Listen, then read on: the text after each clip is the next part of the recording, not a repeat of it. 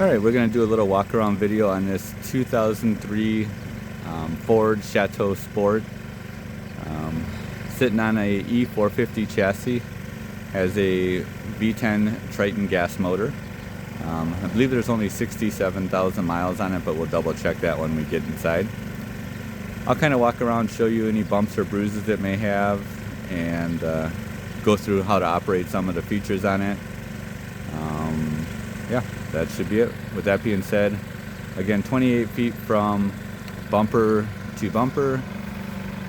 I believe it's set up to sleep 6. You can see here, overall, body's in pretty good condition. It does have a brand new roof on it, brand new air conditioner, and brand new awning. The tires on it are also like new.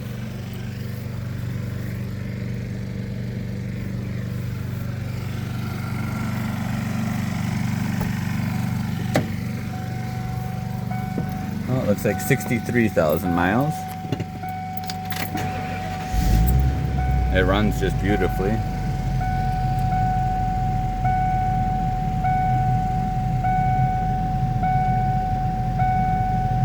No warning lights on the dash. AM, FM, CD.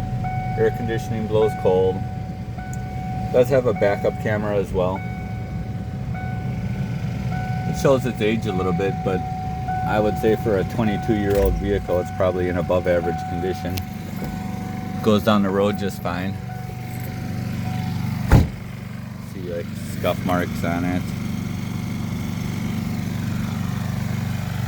Has a Onan generator here. When we first got it in and ran it, it fired right up and ran for a couple minutes, and it's never started and stayed running again. Sometimes it runs and just shuts right off. I would assume it's going to need carburetor work. It only has 140 hours on a generator, so obviously it hasn't been used much. If you're somebody who uses a generator, then you may want to have that looked at. However, I know they don't get used very often.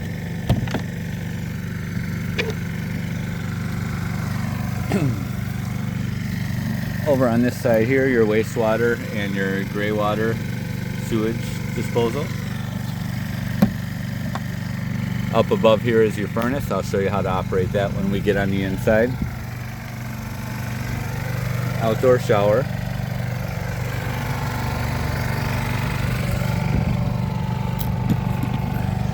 A 12-volt battery. That's separate from the engine battery. Lots of storage in here. See, that goes all the way through. This runs off 30 amp electrical service, which is what we're currently running off right now with a battery. That's that noise behind me. In this compartment here is your water connection for either city water or for potable water. Backup camera located on the compartment where your water pump is. Does have a trailer hitch in the back. I'm going to pause the video while I climb on the roof to show you that. Alright, a little dirty from walking on it now, but it's brand new. All the sealant is brand new, the roof rubber itself is brand new, the air conditioner is brand new.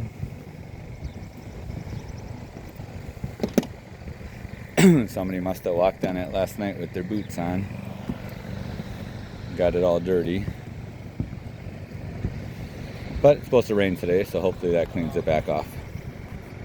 I'm going to pause this and climb back down. Alright, back on the ground here. You can see some, it might be really hard to tell on the camera, but there's some delamination on this wall here. And then the same thing in the same spot on the other side.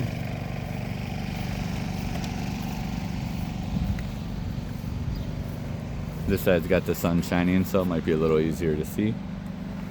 All right, up in here. Open the other side of the pass-through storage.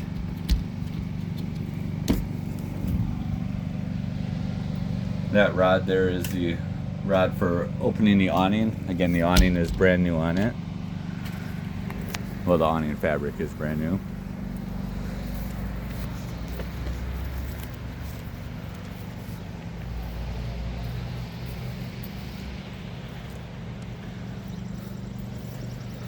Some of the stickers are starting to peel.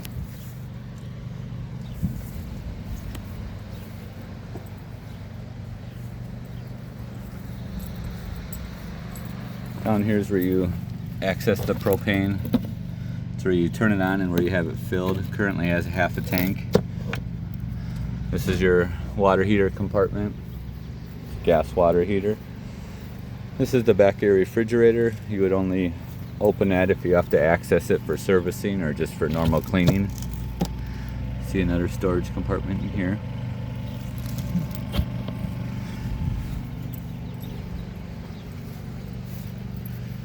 Alright, when we head inside, there's a switch on the bottom. It's your battery disconnect. I have it in the on position now. Here's a switch to the generator. When you want to run it, you prime it by pressing the bottom until that light comes on. And then you hit the start button. You'll hear it try to fire up, but it just runs for a second, and that's it. Need some troubleshooting. Try to show you a little walk around view first, and then we'll go through how to operate some of the mechanicals.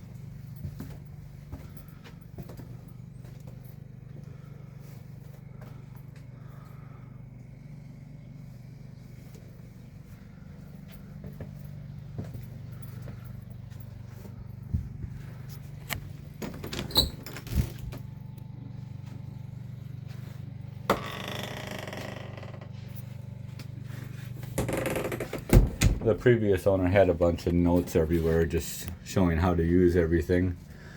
We left those up, figured they might be helpful for somebody who's not familiar with how a travel trailer or a motorhome operates.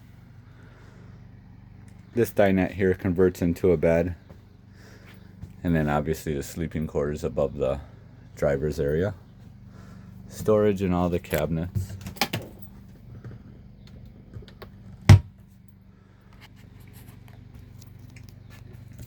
Alright, we'll show you how to operate some features. When you want to turn the fridge on here, we turn it, you can see you can run it either AC or off of battery, propane. So we have it in the on position now, AC is lit up.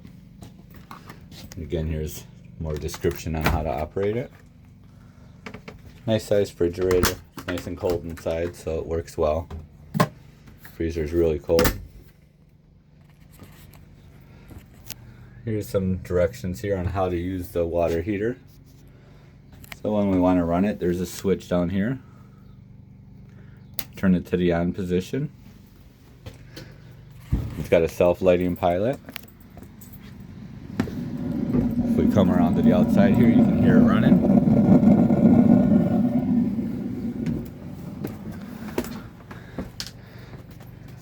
Come back over here to shut it off. We're not hooked up to a hose now, so in order to run the water, we just turn the water pump on there, and it's telling us right here the water pump is on. If I want to see my levels, I just press the test button here. It shows you my holding tanks are empty, my fresh water has 1/3, and my propane's about 2/3. My battery is fully charged. So now that I have the water pump on, I can just go ahead and turn on water, cold water, and hot water. When you hear that noise, that's the water pump cycling. It does that whenever it's calling for power. And in a minute here, when it's done, like you hear there, it shuts itself off. You can see a little pink in there. That's because it was winterized, so it has pink in the system. That's pink RB antifreeze. Flush the toilet.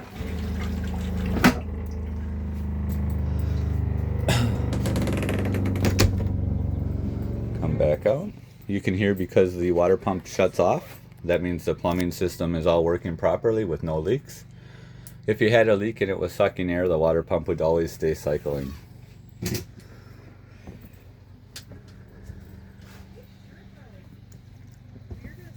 Right. Outside light switch here. Okay. If we're gonna fire up the stove, we got a barbecue grill lighter here. Just turn it to light. Hit the button and you'll see it light up. And then there's one of those for each burner. Over here it's got holding tank heaters, so if you're getting into colder weather you can heat the gray water and the black water tanks just by turning the switches on. Thermostat is on the wall here. To turn it on, you turn this top switch to the left and then turn the thermostat on the bottom. There's a lever to your desired temperature. You'll hear the furnace kick on, but it won't blow heat initially. You have to wait until the system goes through its checks. Once it's passed all its checks, it'll go ahead and light up. And it does have a self-lighting pilot. I think I just heard it light. And give it a minute before you start to feel hot air come out. If you want to not wait as long to feel the hot air, you can just go to the outside and feel by the vent, but I feel it already right there. So to turn the furnace back off, I can just turn the temperature all the way down or hit the switch on top to off. Once you shut it down, it'll still run for about 30 seconds or so to clear all the fumes out of the system before shutting off. We'll try to run this air conditioner. It runs good off of shore power, but I'm just plugged into a real little generator now, so it may not. The lights shut down, but it came on.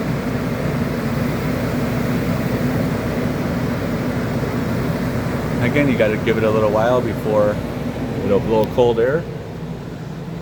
Also important to note that the coach has to be level for the refrigerator or the air conditioner to work properly or to cool properly.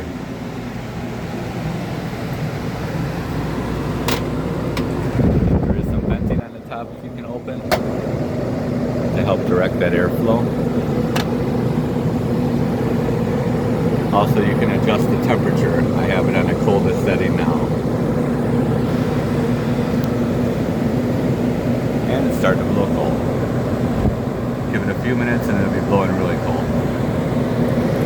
To shut it down, just come back up here and turn that back to off.